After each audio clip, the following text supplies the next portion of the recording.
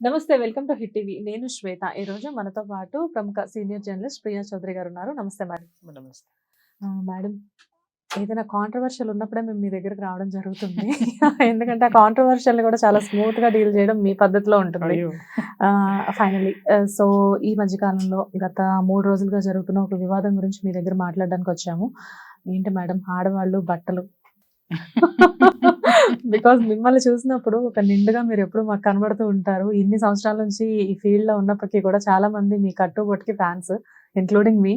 So, మీరు చెప్పాలి అసలు ఈ టాపిక్ గురించి. ఇక్కడ ఒక విషయం ఏంటంటే, మనిషి స్వేచ్ఛ గురించి వచ్చినటువంటి ఆలోచనమ్మా ఇది. ఓకే. ఇప్పుడున్నటువంటి యువతరానికి స్వేచ్ఛ అంటే ఏంటో తెలియదు. అలాగే వాక్ స్వాతంత్రం అంటే అర్థం ఏంటో రాజ్యాంగంలో ఏముందో తెలియదు. అంటే వీళ్ళు లిటరేచర్స్, అర్థమైందా? వీళ్ళు లిటరసీలు తప్పితే ఎడ్యుకేటెడ్ కాదు.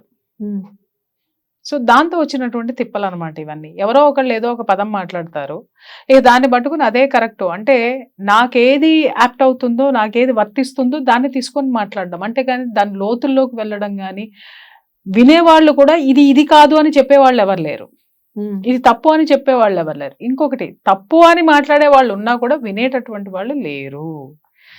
సో చాలా దాదాపు ఇది ఒక 2 దశాబ్దాల నుంచి మన సంస్కృతి మీద భయంకరమైన ప్రభావం పడింది.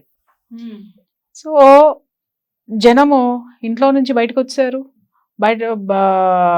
బయట నుంచి ఊరు దాటారు, ఊరు నుంచి దేశం కూడా దాటేశారు.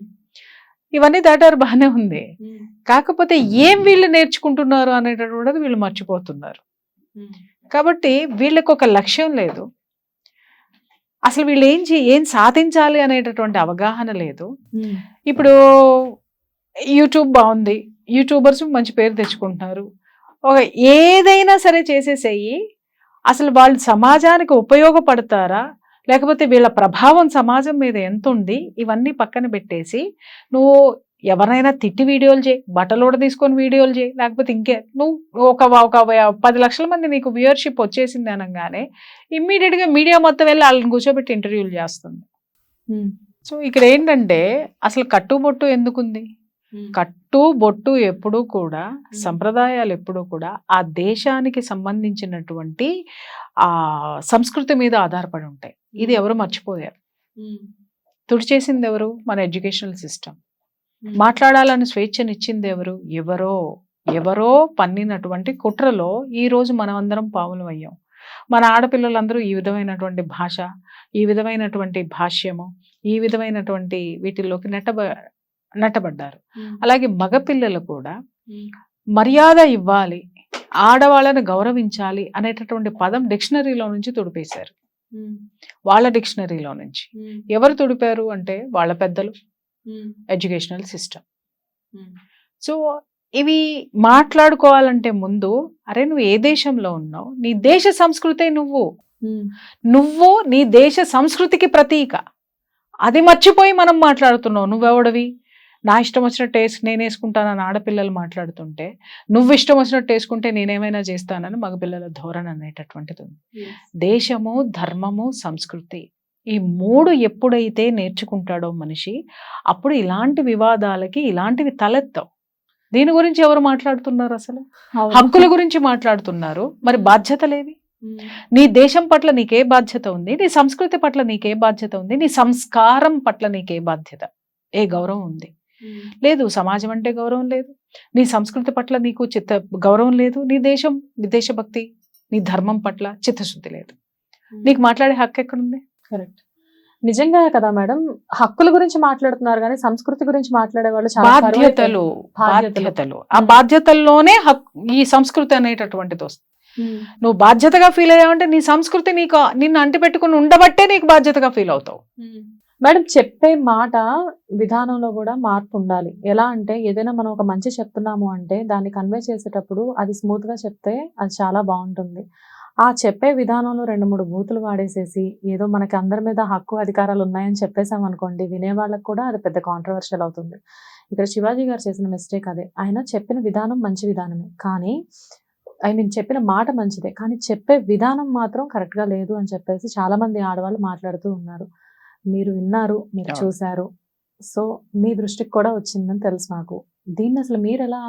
ఇక్కడ కరెక్టే, సభా మర్యాద అనేటటువంటిది ఒకటి ఉంటుందమ్మా. ఖచ్చితంగా మనము అక్కడ భాష మాట్లాడేటప్పుడు చాలా జాగ్రత్తగా ఉండాలి. ఇప్పుడు నేను కెమెరా ఉన్నాను, కెమెరా ముందు నేను మాట్లాడేటప్పుడు ఒక్కొక్కసారి నాకు కూడా ఆవేశంగా పరుష పదాలు వచ్చేస్తాయి. చాలా వరకు నేను ఎడిటింగ్ లో నేను అవి కట్ చేసేసి ఇది వద్దు, ఇది ఎయిర్లోకి వెళ్ళకూడదని, కొన్ని లైవ్ లో ఉన్నప్పుడు అది వెళ్ళిపోతూ ఉంటుంది. కానీ మరీ హర్ట్ చేసేంతగా వెళ్ళడం అనేటటువంటిది ముందు ఇక్కడ నేను ఫీల్ అవ్వాలి ఫస్ట్, ఇది ఎంతవరకు కరెక్ట్ అనేది. ఆయన అలా మాట్లాడకూడదు, అది ఖచ్చితంగా అది ఆక్షేపణీయము, అది సమర్థనీయం అయితే మాత్రం కాదు. ఇక్కడ మనం ఏం చేస్తున్నామంటే ఆయన మాట్లాడిన భావాన్ని మర్చిపోయి భాషను పట్టుకున్నాం. ఇది ఇక్కడ వచ్చినటువంటి తిప్పలు. సరే ఆయన మాట్లాడకూడదు, సారీ చెప్పాడుగా, సారీ చెప్పింది ఎందుకు మాట్లాడుకోవట్లేదు మనము, ఆ మాట్లాడింది ఎందుకు పట్టుకుంటున్నాము? తర్వాత ఎందుకు సారీ చెప్పాడో కూడా ఆయన కెమెరా ముందుకు వచ్చి మరి క్లియర్ గా మాట్లాడాడు. ఎవడే నేను బాత్రూమ్ లోకి వెళ్ళి సారీ చెప్పాను, వీడియో చేసి పెట్టాను నేను అని అన్నాడు. అంటే ఏంటి, తనలో కూడా ఒక అభద్రతా భావం అనేటటువంటిది, ఒక గిల్ట్ అనేటటువంటిది కూడా తనలో క్రియేట్ అయింది. అరే నేను ఇది మాట్లాడకూడదు కదా, నేను అనవసరంగా ఆడపిల్లలు తూనేశాను కదా అని చెప్పేసి అని అతన్ని ఎవరు చెప్పమని ఫోర్స్ చేయాల, తనంతటికి తనే అంతర్మథనం చేసుకుని బయటకు వచ్చి ఆ సారీ చెప్పడంలో కూడా ఆ సారీ చెప్పా తీసుకోండి అన్నట్టు చెప్పల, లోపల నుంచి వచ్చింది. ఏమండి నేను మాట్లాడాను, అతను మాట్లాడేటటువంటి ఆ భాష ఏదైతే ఉందో అప్పుడు ఎంత వెటకారంగా వ్యంగ్యంగా ఆయన మాట్లాడాడో ఇక్కడ మాట్లాడేటప్పుడు కూడా అంతే అంతర్మథనంగా దాంట్లో నుంచి పశ్చాత్తాపంలో నుంచి వచ్చినటువంటిది మనం ఎందుకు పట్టించుకోము? అంటే అసలు మనం క్షమించొద్దా? క్షమించొద్దు అన్నప్పుడు మనం చాలా మందిని క్షమించలేము, క్షమించకూడదు కూడా. నా సంస్కృతిని కాలు రాసేటటువంటి వాళ్ళని నేను క్షమించకూడదు, నా సంప్రదాయాలని గురించి ఎవత్తి అని మాట్లాడేటప్పుడు నేను క్షమించకూడదు. కాబట్టి నీకెంతో ఉందో యువతలు కూడా ఉంది. ఆయన మాట్లాడాడు, అరే ఆయన క్షమాపణ చెప్పాడు, క్షమాపణ మీద మాట్లాడదామండి, ఎవరెందుకు మాట్లాడటం లేదు? అయితే మేడం ఇక్కడ ఆయనకి సంస్కారం లేదు, ఆయన మాట్లాడాడు. కానీ ఆయన సంస్కారవంతంగా చెప్పినటువంటి క్షమాపణలో ఉన్న సంస్కారాన్ని గురించి మళ్ళీ మనం డిస్కస్ చేసుకోవాలి కదా. ఎస్ ఆయన ఫీల్ అయ్యాడు, పశ్చాత్తాపడ్డాడు, చెప్పాడండి ఇది మంచి మార్పు అని ఎవరైనా మాట్లాడుతున్నారా? మళ్ళీ ఇదే 3 రోజులైనా ఇదే మాట్లాడదాం. అలా మాట్లాడకూడదు, ఆ మాటలు కరెక్ట్ కాదు, వాళ్ళు ఏమన్నా వేసుకుంటారు. క్షమాపణ చెప్పాడు, నువ్వు ఇక్కడి నుంచి మొదలుపెట్టు.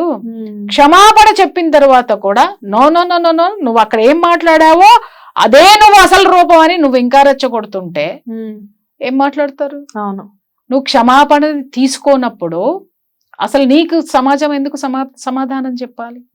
ఇక్కడ క్షమాపణలు ఒకటి, ప్లస్ తను మాట్లాడిన విధానం గురించి కూడా తను ఎక్స్ప్లెయిన్ చేశారు. అంటే ఎందుకు అలా మాట్లాడాల్సి వచ్చిందంటే ఆ ముందు రోజే నిధి అగర్వాల్ గారు ఇలా థియేటర్ లో, ఆ విషయం అందరికి తెలిసిందే, ఎంత అసభ్యంగా ఆవిడ దగ్గర బిహేవ్ చేశారు చాలా మంది జెంట్స్ అని. నేను అది దృష్టిలో పెట్టుకొని ఒక అమ్మాయిని అలా అందరూ కలిసి చేయడం అనేది, ఆ అబ్యూస్ చేయడం అదంతా చూసి నా మనసు చెలించిపోయి ఆ రోజు నేను అలా దండోరా. అదే చెప్తున్నానమ్మా, ఇప్పుడు ఆయన ఎందుకు మాట్లాడాడో ఎక్స్ప్లెయిన్ చేశాడు, తర్వాత మాట్లాడిన దానికి క్షమాపణ చెప్పాడు. ఇక మనం క్షమించమా ఆ మనిషిని? మరి అనసూయ గారు ఎందుకు దీన్ని ఇంత కాంట్రవర్షియల్ చేస్తున్నారు? అంటే ఆవిడ ఎప్పుడు వార్తల్లో ఉండాలి, వార్తల్లో ఉంటేనే ఆవిడకి కొంచెం బాగుంటుందేమో, అదైతే నాకు తెలీదు. ఎందుకు మాట్లాడుతుంది అని అంటే ఈ విషయం కాదు, నేను చాలా విషయాల్లో చూసి ఆవిడకి సంబంధం లేని వాటి అన్నిటిలో ముందుకు వచ్చేస్తుంది. ఆవిడ ఏదో ఒకటి అంటే కొంతమందికి ఐడెంటిటీ క్రైసిస్ ఉంటుందమ్మా. ఆ క్రైసిస్ తోటి ఏంటి అనంటే వాళ్ళని తిట్టుకున్నా ఏం చేసుకున్నా జనంలో ఉండాలి అనేటటువంటి ఒక తాపత్రయంలో ఉంటారు వాళ్ళు. తప్ప అసలు వాళ్ళు అరే సమాజం నన్ను ఏమనుకుంటుంది, నేను ఈ సమాజంలో, ఎందుకంటే వీళ్ళు సమాజానికి దూరంగా ఉంటారమ్మా. ఎందుకనంటే సమాజంతో వీళ్ళ సమాజం వేరే ఉంటుంది, కానీ నువ్వు చేసేటటువంటిది ఈ సమాజం మీద ప్రభావం చూపిస్తుంది. అప్పుడు ఈ సమాజం ఖచ్చితంగా మాట్లాడుతుంది. ఇవాళ నువ్వు ఉన్న సమాజం రేపొద్దు నీ పిల్లలకు ఉండదు, వాళ్ళకి ఈ సమాజంలోకి రావాల్సింది, ఈ సమాజం నుంచే వాళ్ళు ఆ సమాజంలోకి వెళ్ళాలి. నువ్వు ఇవాళ ఏదైతే లగ్జరీ లైఫ్ లేకపోతే ఇంకొకటి అంటే ఎక్కడి నుంచో ఊడిపడ్డట్టు మాట్లాడతారు వీళ్ళు. అది నాకు హాస్యాస్పదం. అసలు వీళ్ళు జీవితం ఎక్కడి నుంచి మొదలు పెట్టారు, అసలు వీళ్ళు ఏంటి, నేల మీద ఉన్నటువంటి వాళ్ళు. నిన్న కాక మొన్న ఒక అమ్మ కూడా అంది, కాస్ట్లీయెస్ట్ బిచ్చగత్తెలం అని మాట్లాడింది. ఏంటంటే నడమంత్రపు సిరి నరాల మీద పుండు. పోనీ వీళ్ళకి వచ్చినటువంటి సిరి నీతి నియమంగా ఏమన్నా వచ్చిందమ్మా? ఎలా సంపాదించారు? ఎక్స్పోజింగ్ తోటి ఈ విధంగా. సరే అక్కడికి కూడా ప్రతి భారత స్త్రీ నోరు మూసుకుని కూర్చొని ఉంది. సంప్రదాయాలకు విలువిచ్చేసిన వాళ్ళు కూడా లోపల కుక్కున్నారు. హిట్ టీవీ యాప్ ఇందులో short news, live news, entertainment shows, movies, digital magazines తో పాటు మీ జిల్లా వార్తలను కూడా ఫ్రీగా చూడొచ్చు. ఇంకెందుకు ఆలస్యం, వెంటనే హిట్ టీవీ యాప్ ని డౌన్లోడ్ చేసుకుని ఫ్రీగా ఎంటర్టైన్మెంట్ పొందండి. Hit TV app. Hit TV app. Please download Hit TV app. Hit TV యాప్ని ఫ్రీగా డౌన్లోడ్ చేసుకొని ఎంజాయ్ చేయండి. మీకు నచ్చిన ఎంటర్టైన్మెంట్ కోసం హిట్ టీవీ యాప్ ని ఫ్రీగా డౌన్లోడ్ చేసుకుని ఎంజాయ్ చేయండి. హిట్ టీవీ యాప్ ని డౌన్లోడ్ చేసుకుని ఆస్వాదించండి, ఆశీర్వదించండి. ఇంతమంది సెలబ్రిటీలు హిట్ టీవీ యాప్ ని డౌన్లోడ్ చేసుకోండి అని చెప్తున్నారంటే ఎంత మంచి యాప్ ఆలోచించండి. అమెరికా అమెరికా అమెరికా అమెరికాలో చదవాలనుకునే వాళ్ళకి విశ్వసనీయమైన పేరు మన శౌర్య కన్సల్టెన్సీ. UK లో 1 year masters. UK లో 1 year masters. 2 years work permit up to 5 years visa. Contact Saurya Consultancy. Contact 89851 89851.